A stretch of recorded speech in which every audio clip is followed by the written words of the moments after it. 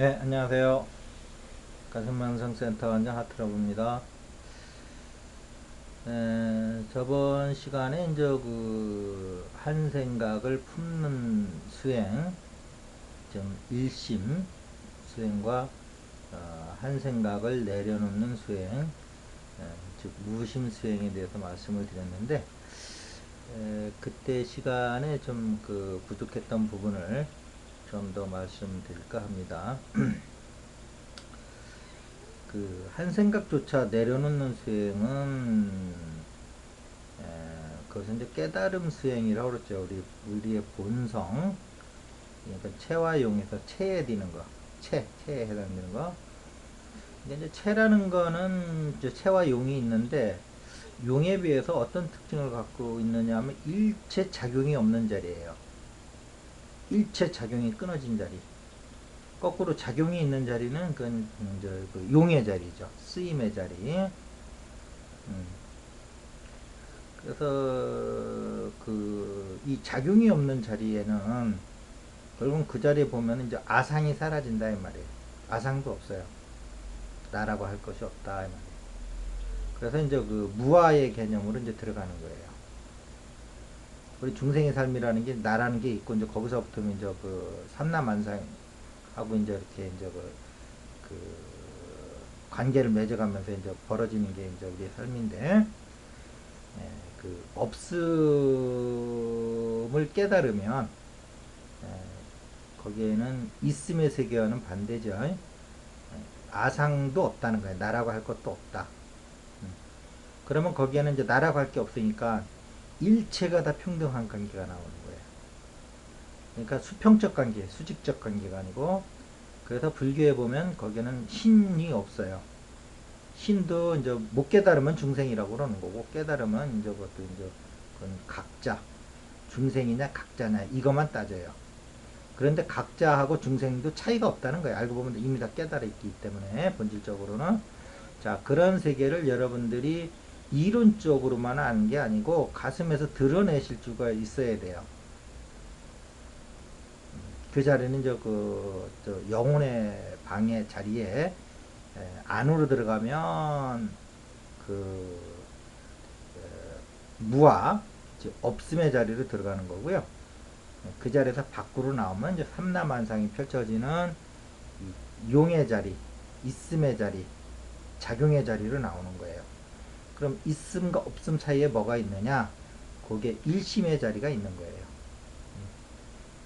그러니까 체계적으로 얘기하면 이제 무에서 이제 유가 나오는데, 공에서 이제 수학적으로 얘기하면 공에서 이제 1이 나오는 거예요. 1.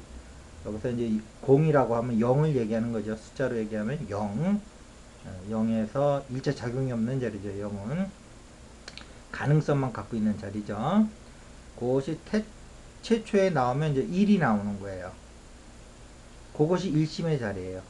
일심의 자리에서 다시 이제 삼라만상이 나오는 거예요.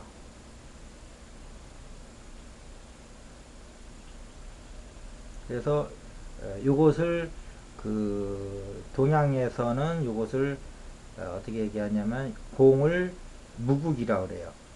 2를 태극이라고 그래요. 1 이후로 쭉 펼쳐지는 숫자를 그거를 환극이라고 그래요. 그래서 여러분들이 이런 어떤 개념을 가지고 수행을 하셔야 돼요. 그러면 일심의 자리는 그럼 뭐냐? 이제 무심의 자리는 아까 얘기를 했고요. 그건 공의 자리다 이렇게, 작용이 없는 자리다 이렇게 얘기를 했고요.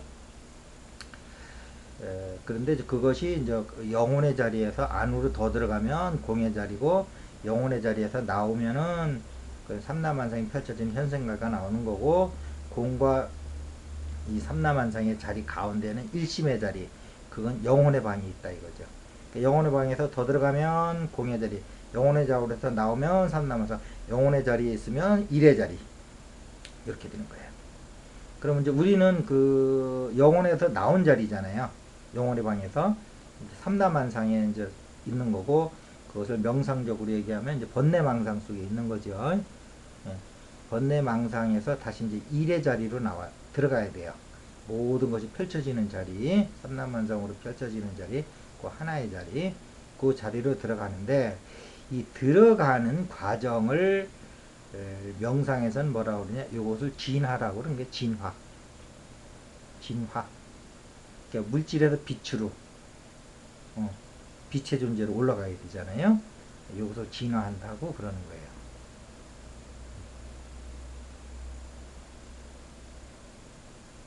그래서 그 영의 자리, 즉 본성의 자리는 진화의 개념이 아닙니다. 거기는 깨닫고 못 깨닫고 이것만 있어요. 진화 안 돼도 돼요. 그건 깨닫고 못 깨닫고 차이예요. 영의 자리를 보면 깨달은 자고 모르면 중생이 그런 거예요. 그런데 일의 자리는 뭐냐? 우리가 지금 인간은 물질의 존재잖아요. 내 안에 있는 빛의 존재를 발견하고 그 빛의 존재로 우리가 끌어올라가는 단계, 요것을 진화라고 그래요. 그러니까 본성, 즉 영의 자리, 즉 무아의 자리는 깨침의 자리고 일심의 자리는 그거는 진화의 자리다. 이렇게 보시면 돼요. 그러면은 깨닫고 나면은 그럼 뭘 해야 되느냐? 진화를 시켜야 돼요. 우리의 그 중심 자리는 그것은 무아의 자리고 본성의 자리고 깨쳐 있는 자리지만 일체 작용이 없는 자리지만 우리 존재라는 건 양면성이 있잖아요. 공의 자리에 있으면서도 세계에 나와 있는 거죠. 이 세계에 있는 우리의 존재들은 그러니까 그 몸을 우리의 그 탈 것을 우리의 탈 것은 뭡니까? 여러 가지가 있죠. 몸이라는 것도 탈 것이고 감정체라고 하는 것도 탈 것이고 사고체라고 하는 것도 탈 것이고 우리 본성의 입장에서 보면요. 놀이기구죠. 즉 이 놀이기구가 진화할 때 우리가 좀 더 고차의 세계를 즐길 수가 있는 거예요. 예를 들면은 제가 어렸을 때만 해도 그 놀잇감이라고 그러는 게 별반 없었어요. 그냥 땅에다가 이렇게 구멍을 파가지고 거기다 굿을 집어넣는 굿을 치기도 있었고, 그 다음에 뭐 이렇게 땅에서 이렇게 자치기 해서 이렇게 뭐 멀리 날아가게 하는 거, 나무 분질러 가지고 이렇게 뭐 그런 것뿐이 없었어요. 근데 지금의 놀이기구를 보십시오. 어린아이들. 그 놀이공원에 가보면, 예, 아주 뭐 다양한 놀이가, 예, 아주 익사이팅 합니다. 훨씬 더 재밌어요. 그러니까 놀이기구가 진화되다 보니까 우리의 삶이 진화되는 거예요. 음. 그러니까 이 비유를 드는 것은 여러분들이 물질의 몸에서 여러분들이 빛의 몸과 빛의 감정과 빛의 생각을 가지면 훨씬 더 다양한 고차의 세계에 들어가서 고차의 놀이기구를 만난다는 거죠. 그렇다고 해서 여러분들이 본성이 변하는 건 없어요. 뭐 자치기를 하든 현대식 놀이공원에 가든 무한은 똑같은 거예요. 그런데 그것이 세계에 나와서 애고를 갖고서 그러니까 불교식이라면 칠식이죠. 말라시 나라고 하는 생각 이런 주체성을 가지고 삶을 어떤 즐기는 그런 그 환경은 엄청나게 지금 그 발달돼 있는 거죠. 진화돼 있는 거죠. 예, 그렇듯이 우리가 그런 어떤 고차 빛의 존재로 올라가면 또 훨씬 더 고차의 세계를 우리가 즐길 수가 있는데 작용의 자리니까 그거를 진화라고 그러는 거예요.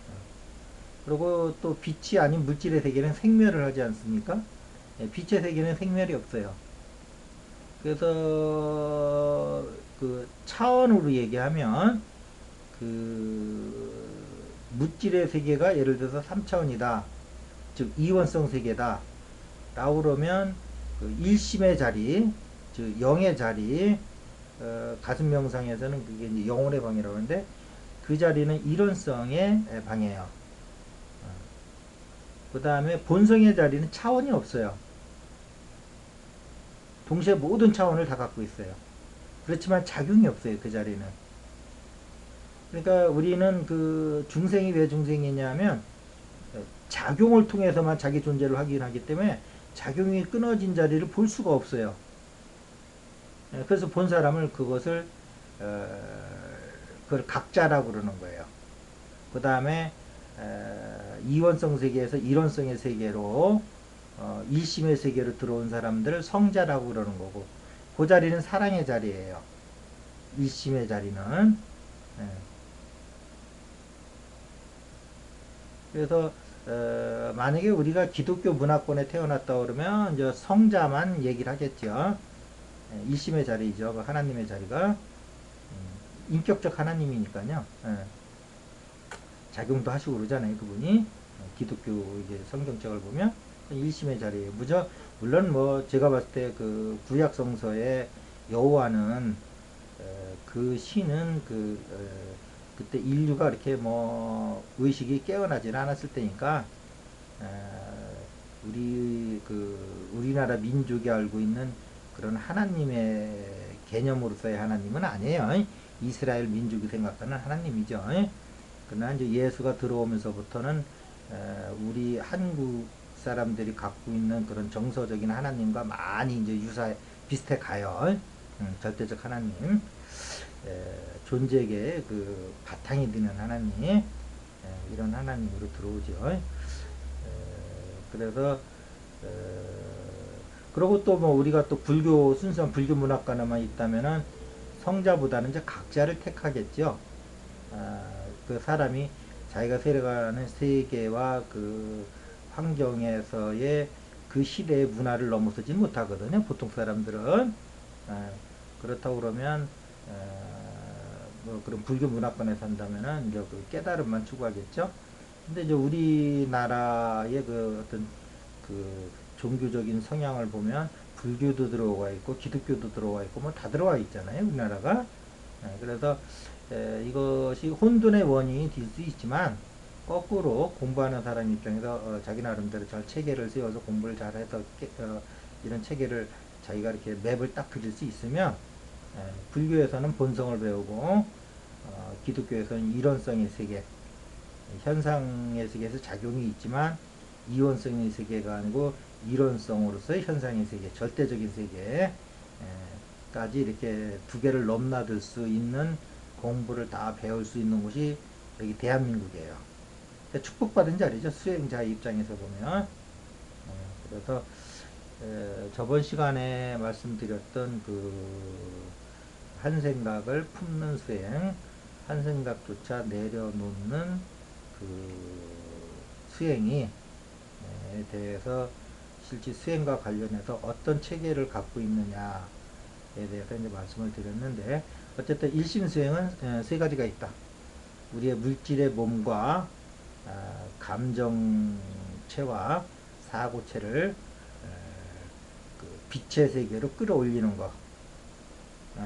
그래서 절대적인 지혜와 절대적인 사랑과 생멸을 넘어선 절대적인 몸인 빛의 몸, 영생의 몸을 득하는 것이다.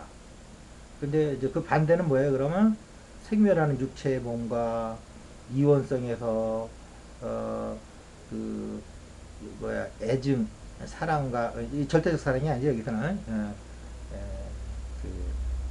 욕망 있는 사랑이죠. 사랑과 미움 속에서 허덕이는 그런 감정체와 그 다음에 번뇌망상에 시달리는 사고체를 갖고 있단 말이에요. 이건 이원성이에요. 그러니까 번뇌망상도 이원성이고 애증도 이원성이고 생멸하는 몸도 이원성이고 여기에서 이제 일원성으로 가야 된다 하는 것이 이제 그 일심의 이제 수행법이다. 그럼 이것을 무와 내가 없음과 그다음에 일원성 세계에서 절대적인 그 세계를 체험할 수 있는 그 한 생각을 품는 생각과 한 생각조차 내려놓는 생각은 어디서 하느냐? 그거는 이제 그 영혼의 방에서 한다. 영혼의 방은 어디 있느냐? 우리 심장 뒤에 있다. 이렇게 이제 그 끝없는 사랑과 초인생활에 보면 나와 있죠. 초인생활에서는 성스러운 가슴이라고 표현되어 있고, 초인생활에서는 그리스도 보좌라고 나와 있어요. 이 수행법이 고대서부터 내려오는 수행법인데 끊어졌다. 이제 부처께서 그렇게 얘기를 하죠. 자, 그래서 오늘은 저번 시간에 마저 얘기 못했던 무심과 일심 수행에 대해서 다시 한번 좀 짚어보는 시간으로 가졌습니다. 자, 좋은 시간 되시기 바라겠습니다. 감사합니다.